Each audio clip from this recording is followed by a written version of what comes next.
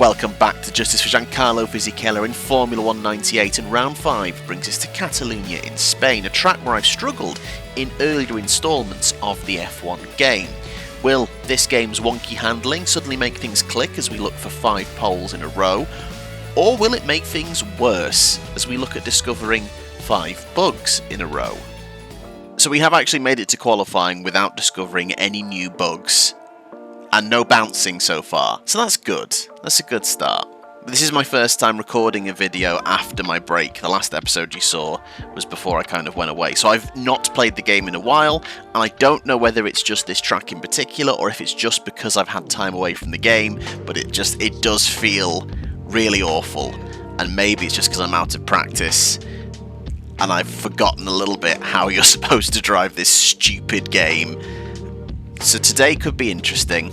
But first, what happened in the real 1998 Spanish Grand Prix qualifying? It was a 4th front row lockout of the season for McLaren. Hakkinen this time taking pole, Schumacher in 3rd, 1.5 seconds back. Benetton in the meantime seemed to have improved performance this weekend with Fisichella in 4th, Wirtz in 5th, just ahead of the 2nd Ferrari of Eddie Irvine. Fun fact, Ricardo Rosset in the Tyrrell failed to qualify, missing out on the 107% qualifying time by 1/10 of a second. Classic Rosset. It could be 5 poles in a row today, but I'm out of practice. I'm historically bad at this track in these games, so I'm going to use Fisichella's real life 4th as the target. Wirtz has already gone out and set a time quite quick. Oh, there we go. Hill has improved. There we go. Once again, I'm going to head out and start by doing 6 of my laps up front, and then we'll have a final 6 laps towards the end of the session. It's fine. It's still fine. Skip forward. And we do to my first flying lap of the session as we come through the final sector. A little glimpse into how awkward this track is to drive. No smooth way of taking these corners. But despite that, it is early in the session, so I do get myself in front of teammate Wirtz. It's kind of what I was hoping for, to be fair, this early in the session, to get ahead of Wirtz, because the times will drop, as we saw in Imola, but Jesus Christ, I've underestimated how awful this is going to be to drive, because of all of these long curves.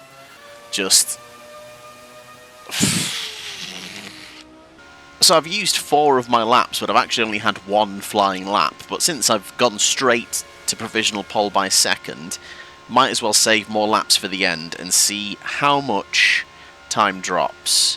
We advance by 30 minutes.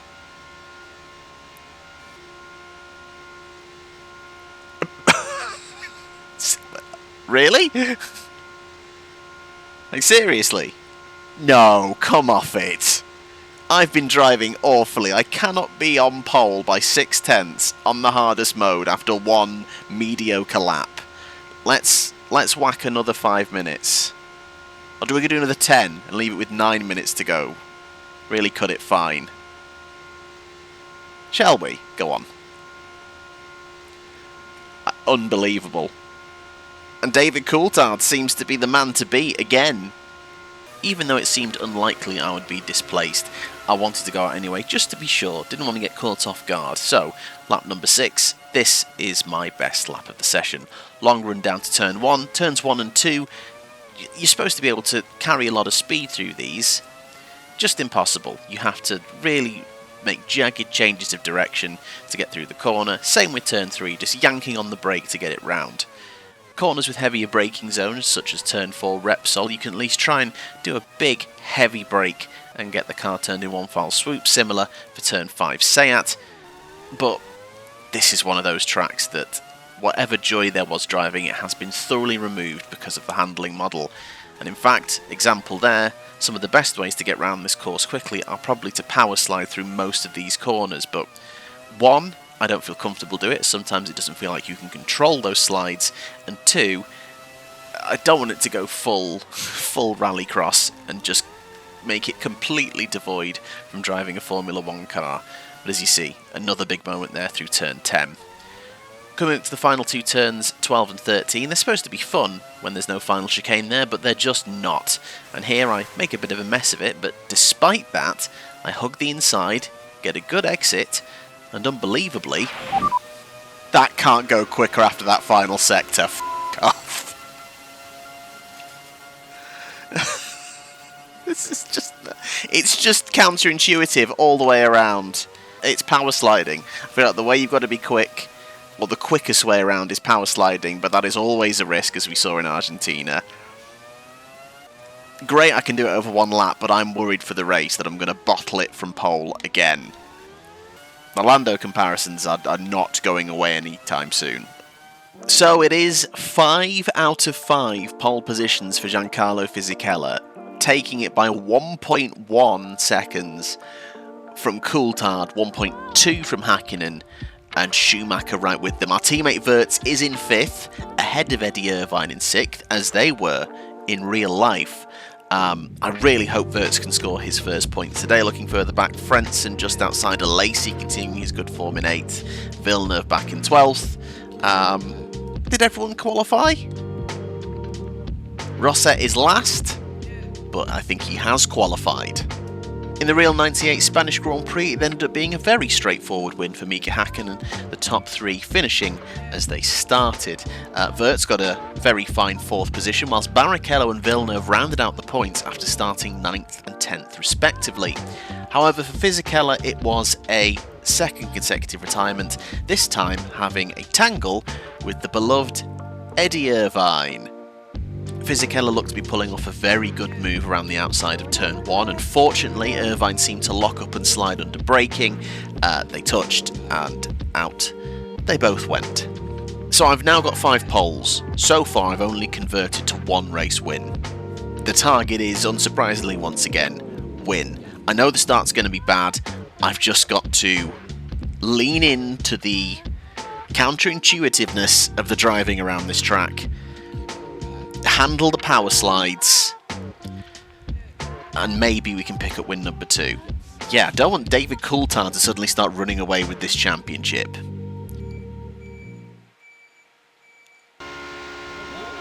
A full sunshine forecast gives us a full sunshine race. There's no revs. There are now.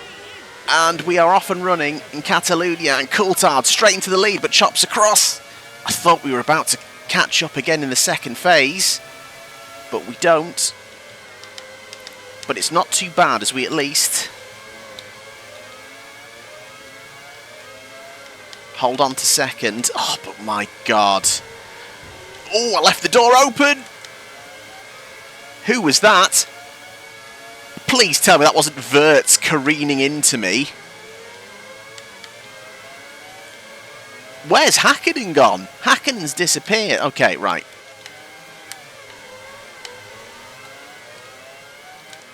Häkkinen down to 5th, that was. Behind Schumacher. Wirtz up to 3rd. That's brilliant. Stay there. But at the minute, Coulthard's getting away. I'm going to be so off if that was... That was Wirtz going for a lunge up the inside. It probably wasn't, to be fair. It was probably Häkkinen, and that's why he's lost the places, and Wirtz has just been an opportunist. But you see how awful trying to take that corner is.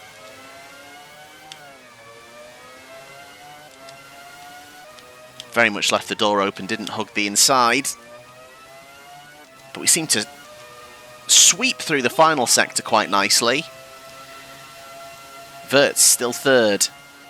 Häkkinen down to 5th. Coulthard is becoming the man.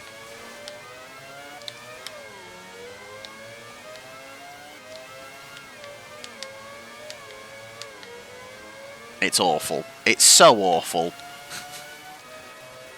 In 97, it was the issue of you try to... Oh! Let him go. Seconds out, round 2. Yeah, in 97, it was the issue that you could get a smooth line through these corners, but the AI just inexplicably took them quicker. Here, it's just awful to drive it. You just can't take anything smooth. I suppose it is a saving grace, though, that it's clear the AI have the same handling model. They're not driving the track normally either. They're also, like, snaking about and taking, you know, odd lines, and they're very jagged in how they move through things. And while it's not realistic, it is this game's saving grace, because if the AI could drive normally, this game would be unplayable. So, whether that was a decision they made to make everyone have to deal with this handling model, I don't know. But it does at least mean we can do a championship on it. I say that like it's a good thing, somewhat regretting it once again. God, he's very slow into that corner, which is what kind of caught me off guard the last lap around. I think we can get him. I think we are quick, just full stop. I don't want to hit him though, I want to do it without contact. I don't believe you. It's another duel with David Coulthard at the top. Not what I was expecting for this season. Oh, good lord, I had to take evasive action there to avoid contact. Right, let's get a good sweep through these final two corners, because our gear ratio at the top end, as you saw on the last lap, pulled us in on the straight.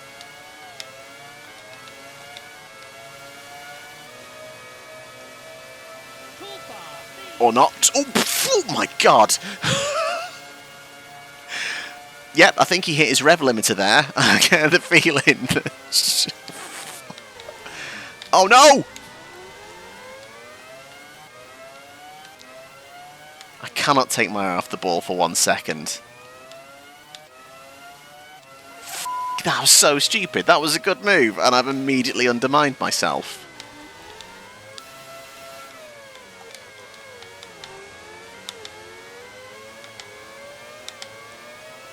Me and Coulthard seem to have disappeared up the road.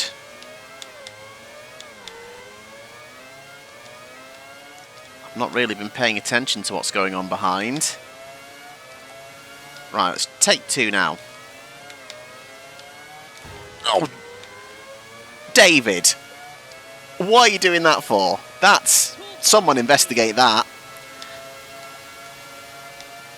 Right, and we're back through. Oh, Wirtz has dropped. Lacey back in the points, incredibly. But let's nail turns 1 and 2. That's better. Now, can we actually gap Coulthard now?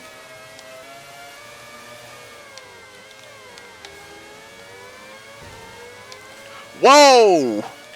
David, my man. That ain't it. What's up with these McLaren drivers going for gaps that are always going to close? Never heard of the vortex of doom. This is the moment now. As soon as we pass like 199 miles an hour, we have an advantage. Because I feel like that's where his rev limiter kicks in.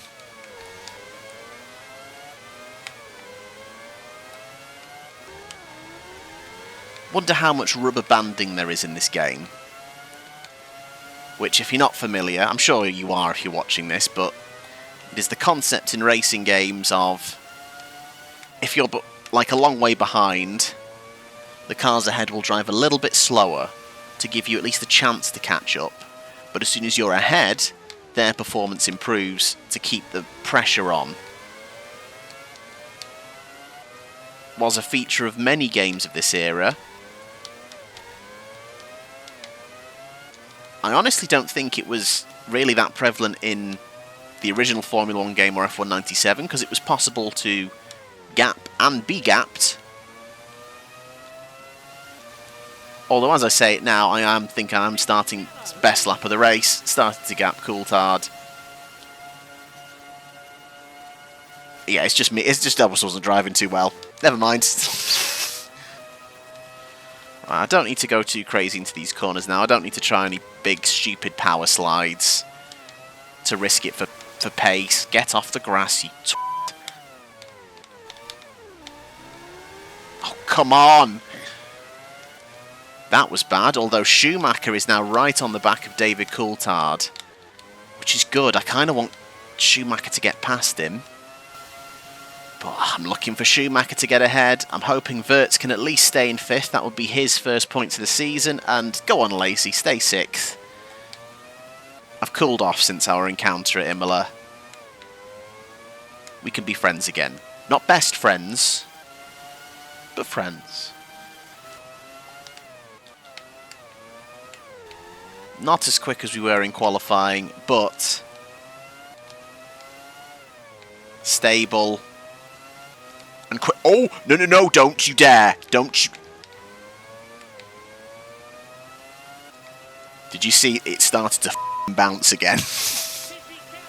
I need to make the suspension a little bit stiffer, I think. I've already done it once to counteract it, but that was another one. It's a stay off the curbs message from the garage. Why, are you worried about preserving the car? No, we're worried it's going to bounce into the mountains. Did I go quicker than my qualifying lap on the lap I did bouncy bounce? I think I might have done. Jesus. So you're telling me that power sliding and bouncing is the method to be quick in this game now? Is that what we're saying? I think the real 98 Spanish Grand Prix wasn't the most exciting, if I remember rightly. And it's a faithful recreation. Boring. Boring.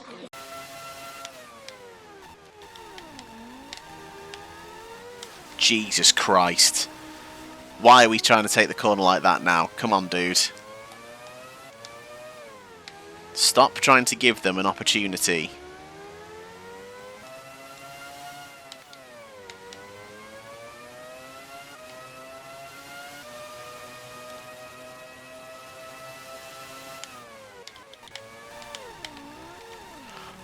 Come on now, dude. Seems to have just settled into something of a rhythm, as much of a rhythm as you can in this game. But even after just 12 laps, I am tired of it now. I was like, good, I'm glad this is the final lap. Because it's just not enjoyable to lap. Just afraid of what random nonsense is going to happen. And I just want to get to the line, and we are almost there. Well, after the experiences I had on the original F1 game, and in Formula 197, driving Catalunya, especially in the dry, I was resigned to the fact I'd probably never win here in the dry. But put me in an absolute bin fire of a game, and we will win. Win number 2 of the season. Much needed, because Coulthard seems like the man to beat. We win the Spanish Grand Prix by 1.3 seconds from David Coulthard, Schumacher 3rd, Häkkinen dropping to 4th after, I assume, going for an adventurous move in turn 3, losing out the places and just not able to get them back.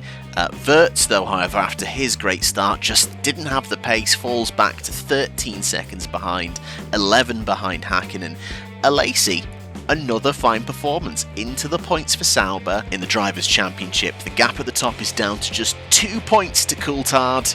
An important result today, and we've just got to be consistent, really. If we're not going to convert every pole because of our starts and other issues, we've just got to make sure we keep scoring, because Coulthard's consistency, keeping him up the top.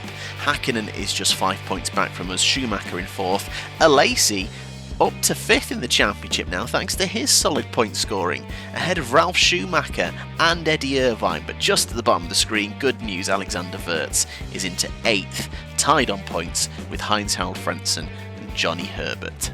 In the Constructors, it's still looking pretty ominous for McLaren, but we're back into 2nd. We are 8 points clear of Ferrari. What's our gap to McLaren now? We're 25 points back from McLaren. I mean, it's great that Wirtz has started scoring, but I think it's just not going to be at the level that Häkkinen and Coulthard will continue. Might be the Constructors' Championship settled already, and we're just fighting for 2nd. Next time, this can't be good. This is going to be awful. Like, I turned off damage because of the AI more than anything. But hell, doing a time trial around this track with damage on would probably be awful.